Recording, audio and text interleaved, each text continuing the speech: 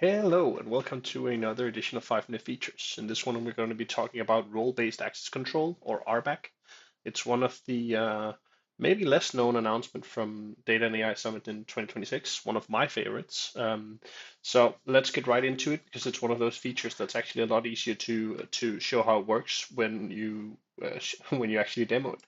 So we're going to be jumping into Unity Catalog straight away. I'm in the identity and access section, and I've headed into the groups pane. And you can see here I have 3 groups without any members in them.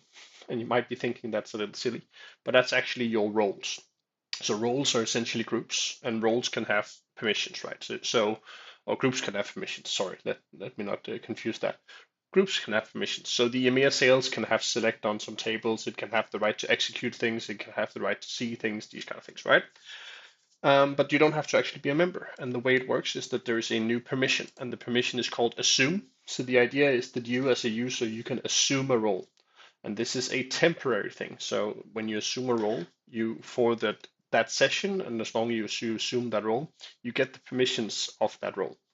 The important thing here is that the permissions are non-additive. So regular permissions in Unity Catalog, let's say I grant you all privileges on Catalog A, and then select on Catalog B.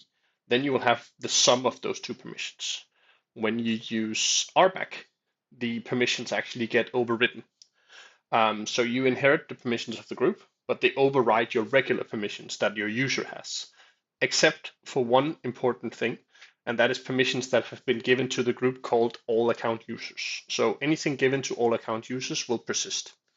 So you can see here I've given EMEA sales to myself here, and the way it works, let's start by heading into Unity Catalog.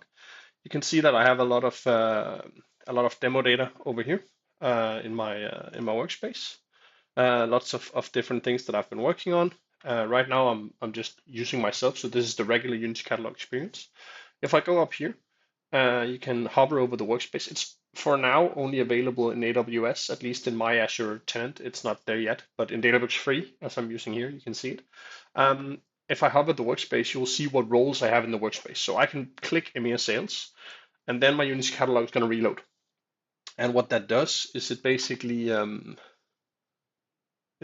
assumes the role now. So you can see the role that's active up here says EMEA Sales.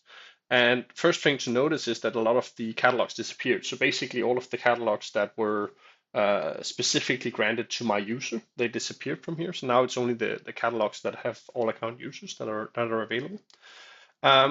Another thing that might be worth noticing is actually that if I head to the workspace tab here, all of the files that I normally have in my home folder in my workspace are not there anymore because the role doesn't have access to those files. So all the notebooks, all the queries, all of that code that's usually there, I can't actually see that now. Another thing, which I think is personally think is really cool, is that it can work together with ABAC.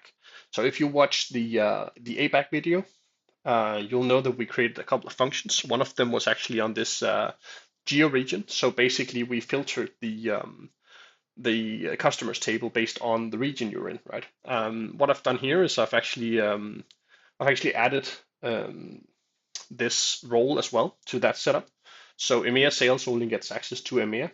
And the way that works is actually that there is and that's a little bit of a gotcha, I think. When you do these kind of things, your current user, so if you go into a notebook and evaluate the current user function, that current user is actually not going to be you, it's going to be the role.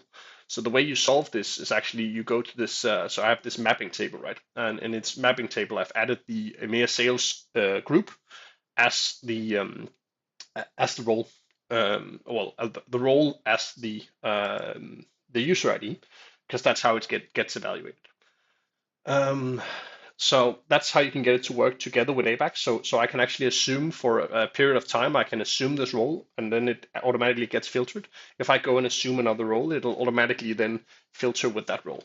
So if I, for example, go and do this customers table again, do sample data, and then I assume the role that I've done called manager, which doesn't have any permissions in that function, and go and reload it, it'll actually return blank in a second. So it actually return 0 rows because the manager's role doesn't have a region attached to it, as you saw in the user mapping table. Last thing I want to mention is that if you are a little worried about what's going on here, I want to mention that everything gets logged behind the scenes. So this is the system access audit table. And in there, you can see basically anything that happens, so you can audit what happens in your Unity catalog. This is an old query because it takes a little while to run. You can see it takes almost 20 seconds. And we only have 5 minutes, and we're already a little over that. So the one thing to notice here is that a run by, that will always be you. So the user running the code doing the action. But the run as is actually set as the group. So in that way, you can actually keep track of both permission sets. That also means because you're doing run as the group, if you create an object, the group, the role, the group is going to be the owner of that object. That goes for tables. That also goes for something like jobs. So this is a really, really cool feature. I think it enables a lot of use cases where previously we have to jump through a lot of hoops to say not allow people to combine specific data sets or well, basically just anything that would allow you to temporarily elevate your access would have to go through a separate system. Now you can do it natively in Unity Catalog. So that's RBAC. And if you haven't caught the ABAC video, I'll link to that in the comments below so you can get the full picture. But yeah, and I hope you liked the video. And as always, if you have any suggestions, leave them in the comments and make sure to subscribe for more 5-minute features. Have a great day.